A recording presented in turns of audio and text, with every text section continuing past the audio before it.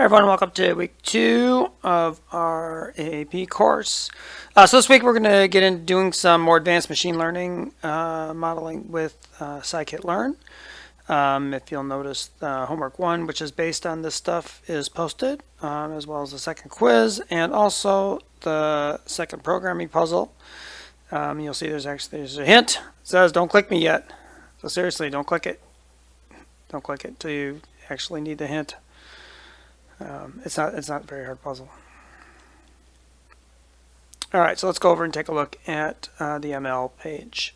And back in the PCDA class, we did kind of one session near the end of the semester that just introduced scikit-learn and did some basic modeling. And this will kind of pick up where that left off in some ways and dive a little deeper into some advanced modeling concepts, as well as some of the supporting features that scikit-learn has, such as preprocessors and pipelines. So these are kind of the things we're going to focus on.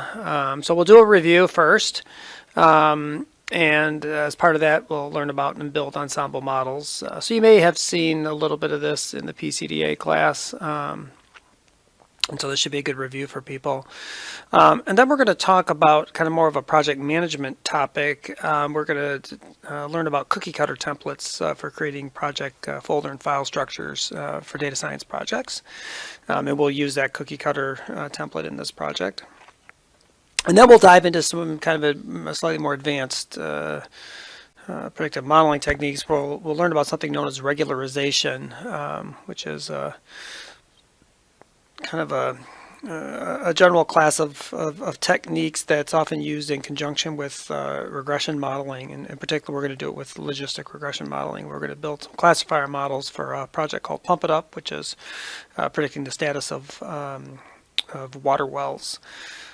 And so then we'll build some logistic and tree-based classifier models in scikit-learn, and in doing that, we'll learn how to use preprocessors and some pipelines to kind of write a little more streamlined code. I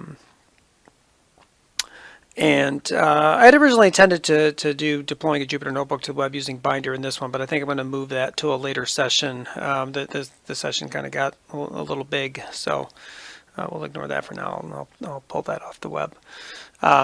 So there's kind of 4 submodules. The first one is this review of scikit-learn and ensemble models.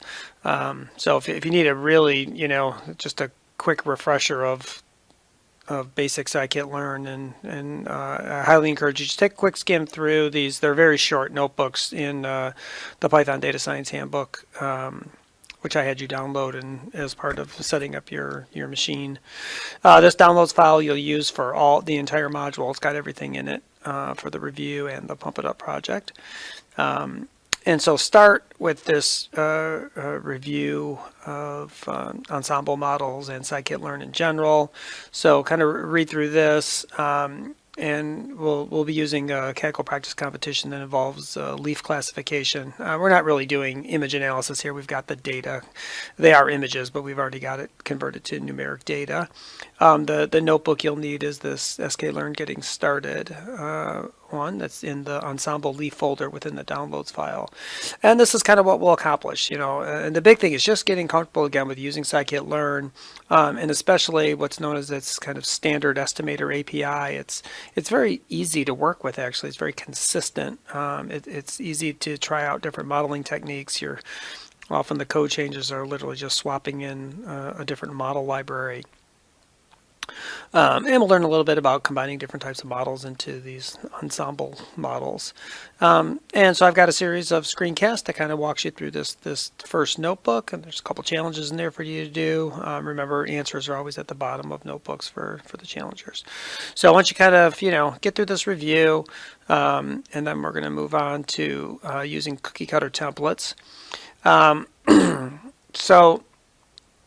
There's just a single screencast creating a new project structure, and so there's some good stuff on this page just about the Pump It Up project in general, so you should kind of read about it. And what's interesting is the organization, this drivendata.org, that sponsors this competition, are actually the people who created the cookie cutter data science template, and so we'll be using some of their materials in terms of what is a cookie cutter and why should you use them for data science projects. And so there's a bunch of information on this web page about cookie cutters, and the screencast kind of helps you, through this and helps explain all this stuff. So you can if you like screencast, then that'll help. I mean, you can certainly just read through this, and then the screencast just tries to explain it. So, and then also we'll put our project under version control, and you'll see the homework assignment will involve, that forces you to use a cookie cutter for the project, as well as putting your project under version control. And then after that, after you kind of understand how to set up the project structure, then there's a short notebook on the data prep for the Pump It Up project. And it's not meant to be a super exhaustive, data prep. I really wanted to focus more on modeling in this, on the classification modeling in this module. But there's some useful tips in there. If you've ever used a package like Skimmer in R that does automated EDA, you'll see that there's some similar packages available for Python. A package called Pandas Profiling, and another one called SweetViz, and there are more. So we'll take a look at that. Also in R, if you've ever used the forcats package, which is helpful for when you've got categorical variables that have many, many levels, and you need to do some lumping, to create another category to make it more manageable for your modeling. There's a port of this package that's been released in Python. We'll talk, I'll work in a notebook for a bit, but then show you how I converted everything to a data prep script. Again, as this class goes on, we'll use notebooks, but we'll also be using scripts more and more. And just in general, some things about getting data ready for use with scikit-learn for classification models. We have to do things a little bit differently than we do in R. So there's a data prep by PyNB notebook in the that you can find in the downloads, and we'll have put it in there when you'll see in the previous page when you create your Pump It Up project folder based on the cookie cutter template. You'll then be moving some data notebooks and scripts into that folder. And again, there's a screencast to help you out. And then finally, the kind of the most mathy part is this classification models for the Pump It Up project. So, well, like I said, we're going to use some of scikit-learn's features like transformers and preprocessors and pipelines to streamline our workflow. We'll spend most of the modeling part on doing logistic regression with this thing known as regularization. And we'll also take a quick look at random forests, and then there's some advanced stuff actually optional on boosted trees and more ensemble modeling.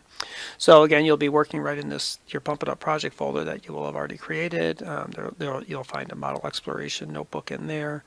And again, a series of screencasts, try to keep them, of reasonable size, so you can see we're kind of just going through the, kind of the life cycle of kind of using our prep data and doing some pre-processing and then building logistic regression models, and how do we get at the results, and doing data partitioning and model fitting and some cross-validation, a little bit about automating all this and how you can make models persist, like how could I reuse a model without retraining it, and then a little bit on random forests. If you find you'd want to go even further with some of the modeling stuff, there's a popular machine learning technique known as a gradient boosting machine. These have done really well, for example, in Kaggle competitions, and just in general, they're powerful techniques. So I've got a gradient boosting notebook if you want to take a look at that. And then that will complete module 2.